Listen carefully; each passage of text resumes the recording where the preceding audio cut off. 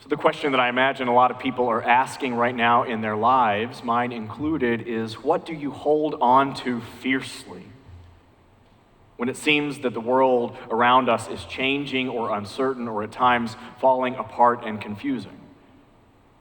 We are not the first people to ask this question. This week on my mind is a man who determined that at the invisible level, life itself is uncertain. A physicist by the name of Werner Heisenberg.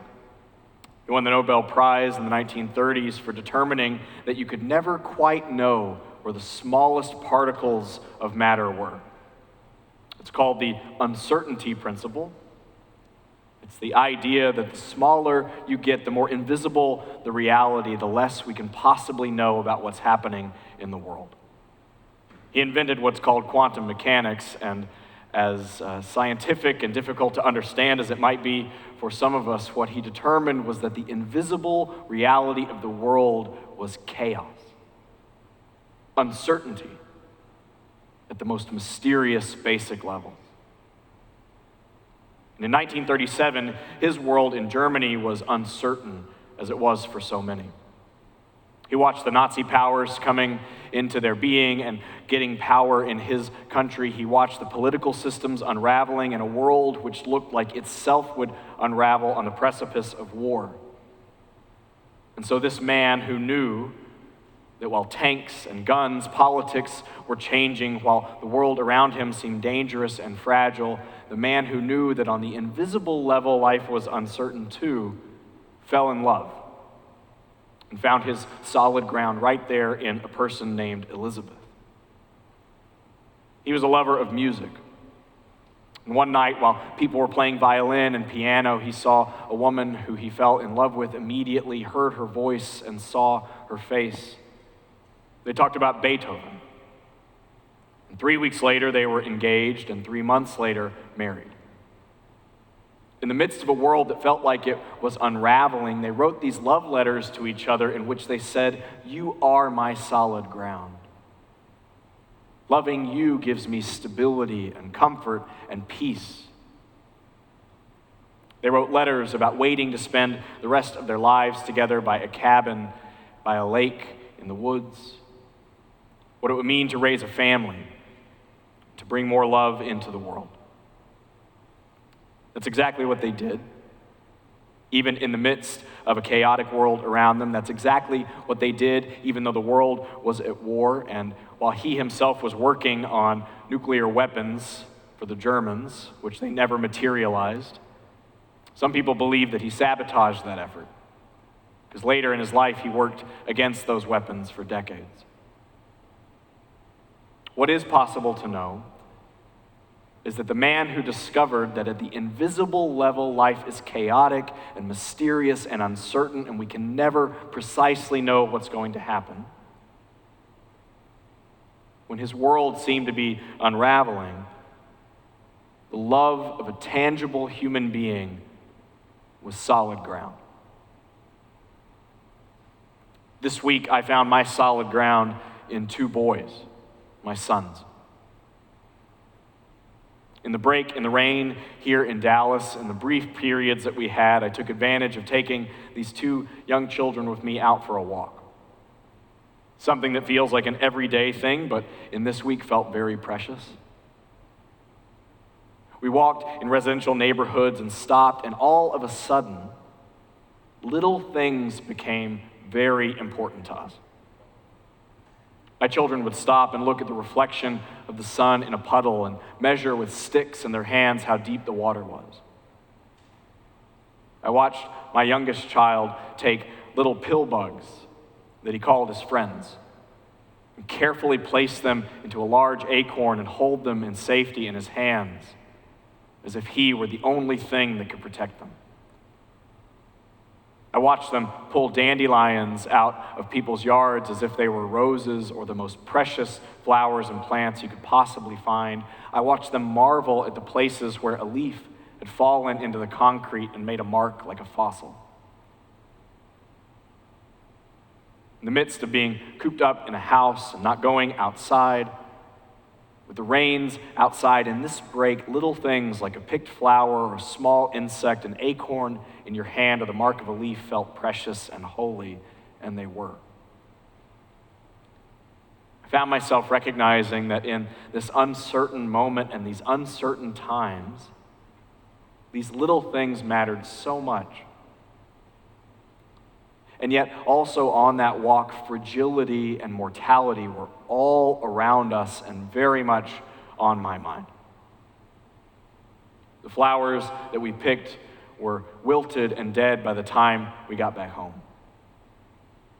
I wondered what it was like for these small insects held in the hands of a child to be carried up, their world upended by a large and sometimes not so gentle creature. I wondered how long these small creatures would live. I reminded myself during this period of Lent that no matter how long my children or I or the people that I loved will live, it will not be long, that life is precious and fragile no matter what. It's Lent time during the church, time when we're reflecting on what it means to be a human, why it can often be so hard to be a person, what it means to know as creatures that we live and that we have to die, and that fragility, that mortality seems so at the front of our minds right now. We're not at the precipice of a world war like Heisenberg or others were, but the world does feel like it's changing and uncertain and moving so quickly every day. We're called to adapt to it. And in that time, like on the walk with my children, everyday little things have taken these special, important meanings.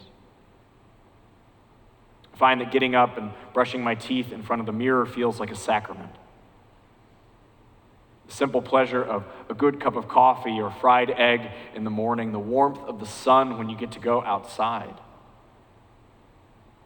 Conversation with a good friend or family member over the phone. Seeing the face of someone I love or holding a child against my bones. These things which are everyday small moments all of a sudden feel even more precious, like holy, sacred gifts.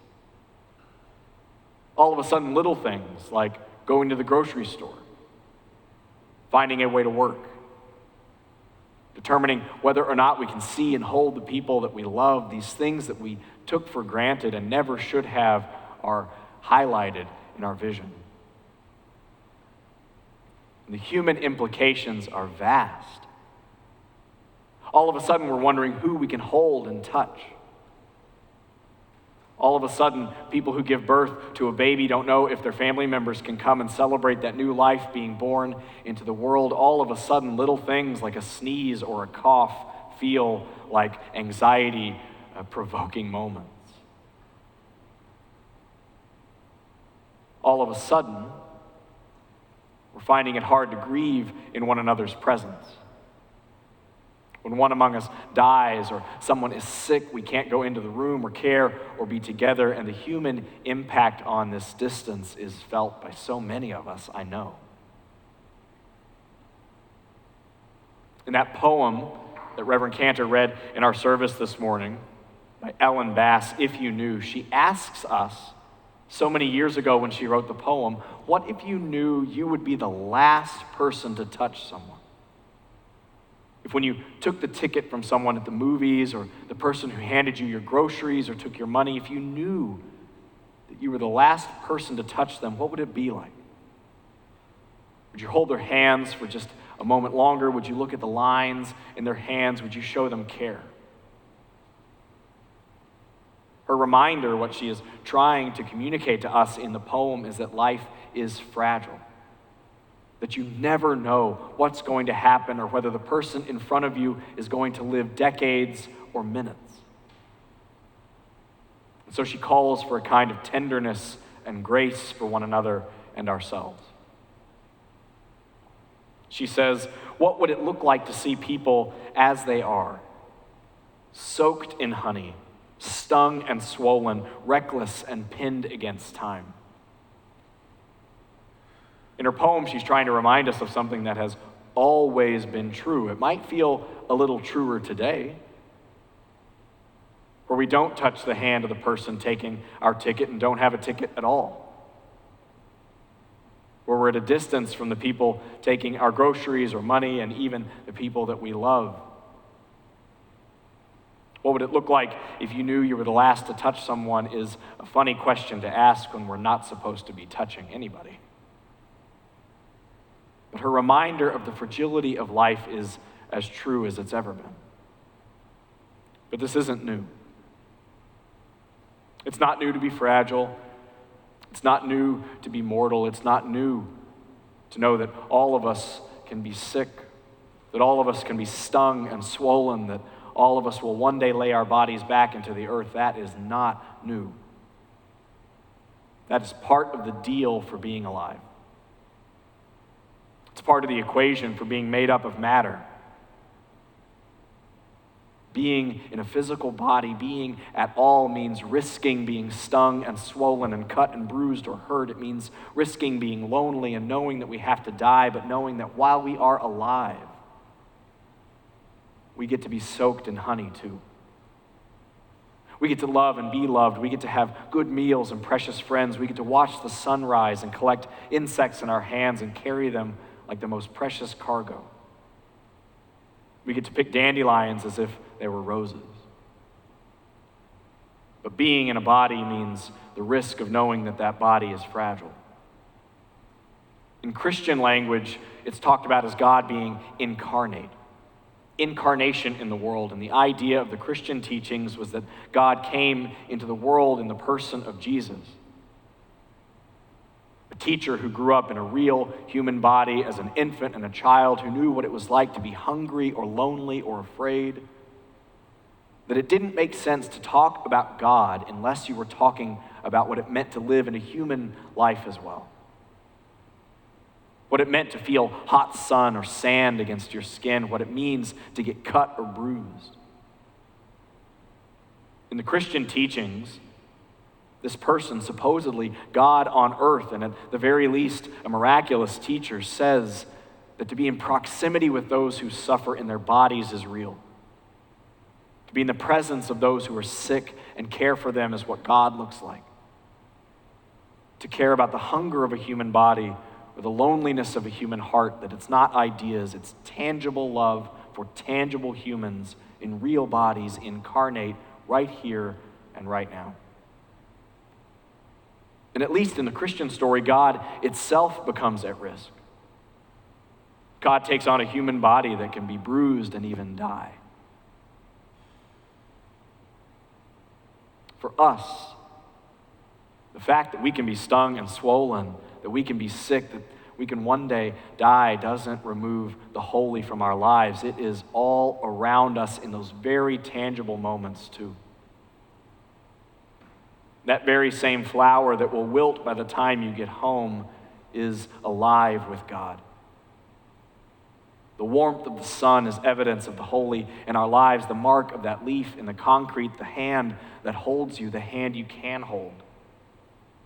All of those little tangible moments that will fade just like us. Each one precious and holy and evidence of a reality that has existed long before us. It is part of the deal of being alive, to be fragile and finite. And it's the only way we ever feel the warmth of the sun on our skin. Being fragile and finite means that it's the only way that we ever know what it feels like to be held by someone we love, to hear the words, "I love you," and to know where our solid ground is. It is true that the world feels uncertain right now, and to many of us unraveling fast, and so what we are called to do is what we have always been called to do. To know where our solid ground is and to hold fast to it. In the 1930s, for a physicist who knew that at the invisible level life was uncertain, his solid ground was the love of a person. Building a life, saying "I love you," and having children, having a home in a cabin by the lake and listening to music, his solid ground was knowing he was loved. For so many of us, our solid ground is a God who will never leave us, who moves the stars and the sun, who forces us like gravity toward one another even when we can't touch, and who will not let us go and never has. For so many of us, our solid ground will be other people in our lives. Two little boys picking flowers in yards and staring at puddles, or a person that stares you in the eyes and says, "I love you." But in uncertain times, we are called, as we've always been, to find where solid ground is and stand there firmly. And in uncertain times, we are called, as we always have been, to savor this world and make everyday moments sacraments. Those little things that take on great importance. The feeling of a small hand holding mine, or the comfort of a good cup of coffee or breakfast, the pleasure of going outside and feeling the sun, a good piece of music.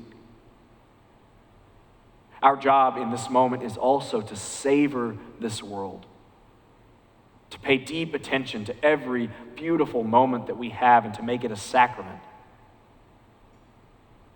to pause and taste our food, to feel the warmth of the sun on our skin, to look at those we love and to hold the people we can hold tightly, and to know that that moment is evidence of the holy right against our flesh. This is an uncertain moment, but they have always been uncertain.